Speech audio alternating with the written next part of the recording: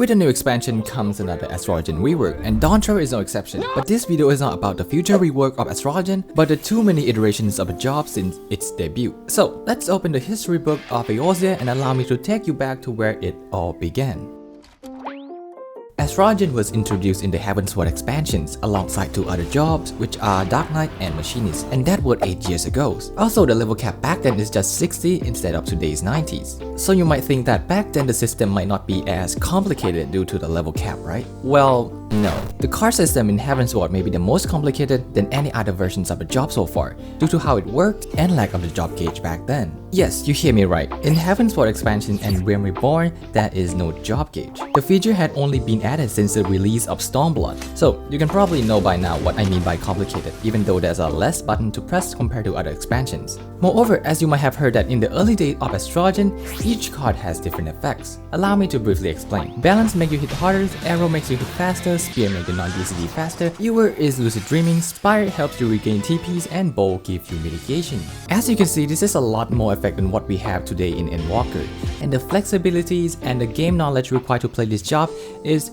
way higher than today's version. Not to mention that there are two other skills which interact with the cards that you might have never heard of. The first being Royal Road. Royal Road allows you to burn or sacrifice a card that you have drawn to enhance the next card that you will play. And there's 3 different enhanced effects of Royal Road, depends on which card you burn. Increase the potency of the next card, double durations of the next card, half the potency of the next card, but turn it into a party-wide buff rather than single target. For example, you can Royal Road Spear for double durations buff, and if you draw balance, then you can throw that to a black mage for 60 seconds, 20% damage buff. Another skill is Spread, which is a skill that allows you to hold on to a card for later use indefinitely. Because back then the card that you have drawn has a timer which you have to use it before it expires, or else the card will be gone. Hence why the Spread skill exists. But the real reason why the skill is important is not to fight the card expiration date, but to hold on to it for specific Royal Road combinations. Imagine if you draw the balance, but you want to make it double durations. So you spread it to wait for when you can get that exact buff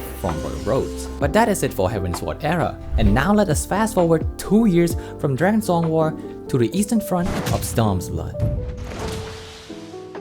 In this expansion, the job didn't receive much of a change in terms of card gameplay, but more on the quality of life and the extension of the card system. But let's take a look at the card itself first. While the majority of the card didn't change much, the Spear definitely get a facelift from being maybe the worst card in the deck to be able to compete with the balance, because it changed from quickening non-GCD to giving 10% crit rate. And as mentioned earlier, in Stormblood, every job received a major quality of life update, which is the additions of the job gauge.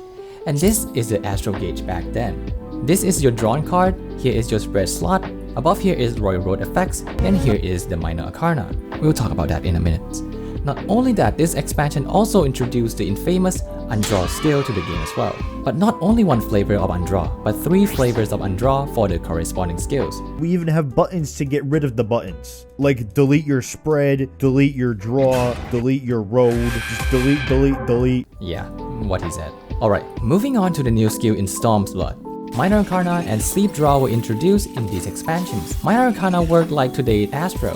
The Lord deals damage and the ladies heal. Though unlike today Minor Arcana, they are both single target and not AoE. Also, instead of just pressing the skill and drawing Minor Arcana, in Stormblood you have to sacrifice a drawn card to use the skill. Just like Yu-Gi-Oh! Sleep Draw was a signature level 70 skills of Astrologian that execute Draw, Royal Road, Spread, and Minor Arcana in succession, which mean that when you press this button, your gauge turns from empty and sad to Giga Chat of a gauge ready to slap some Bahamut ass.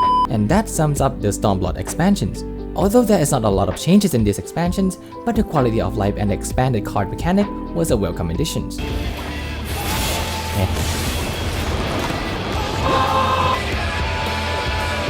Shadowbringers brought massive changes to Astro, most notably the card system overhaul, new skills, and removing skills. Remember the unique card effect back in Stormblood? Yeah, it's gone, and had been changed to what we are more familiar in today's time. Every card had been color-coded into blue and pink. While these two colors both give damage buff, they will give even more damage buff if you give it to the right person. Blue for melees and pink for range. Suffice to say that this decision is to counter the situation where everyone has to wait for Astro to draw balance before every pull back in the earlier expansions. Oh, and the timer for card is now gone, so basically the card that you have drawn will never expire. And because of that changes, Royal Road and Spread is removed. But now we have Divinations, which is a party-wide damage buff that work kinda like Astrologian. You have to play 3 cards and each card will have different seals assigned to them. There are 3 seals in total: Sun, Moon, and Celestial. The more different seals you play, the stronger the party buff is. Like this, 3 different seals, which mean 6% buff. But this, 1 different seal, 4% damage buff.